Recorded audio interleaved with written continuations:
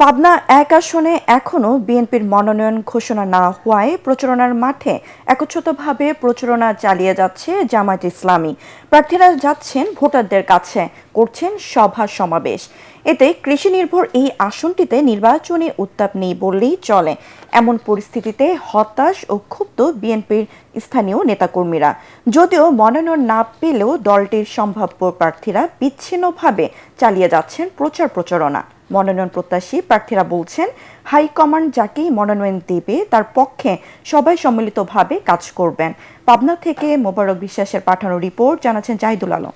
ভূমিকম্প সহনীয় most durable দেশের প্রথম থার্মেক্স রড সালাম স্টিল। সালাম স্টিল বোঝে ডিউরেবিলিটি। সালাম স্টিল মোস্ট ডিউরেবল স্টিল। আগামী জাতীয় সংসদ নির্বাচনে পাবনা ১ আসনে এখনো বিএনপির প্রার্থী ঘোষণা না হওয়ায় জামায়াত ইসলামের প্রার্থী ফাঁকা মাঠে চালাচ্ছেন প্রচারণা।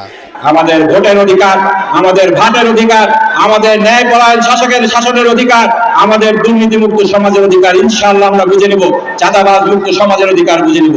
কিন্তু একই সাথে আমরা কারোর উপরে জুলুম করব না, কারোর উপরে অন্যায় অত্যাচার করব না। এদিকে প্রার্থী ঘোষণা না করায় হতাশ বিএনপির নেতাকর্মীরা।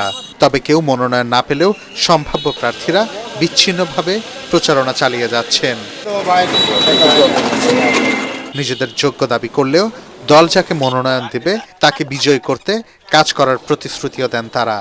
লড়াই সংগ্রামের মধ্য দিয়ে আমার উত্থান এবং আবার হাজারো হাজারো নেতা কর্মী আমি সৃষ্টি করেছি।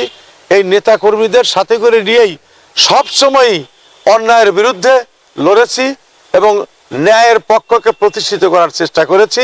যাকেই মনোনয়ন দেওয়া হোক, আমরা তাকে বিপুল ভোটে বিজয় করে বিএনপিকে আমরা এই আসন উপহার দেব। আমাকে দল যদি নমিনেশন দেয় সেই ক্ষেত্রে দলকে এই আসনটি উপহার দেব। যে কোনো প্রার্থী কেন্দ্র থেকে দিবে আমরা তারই নির্বাচন করে আমরা উপহার দেব।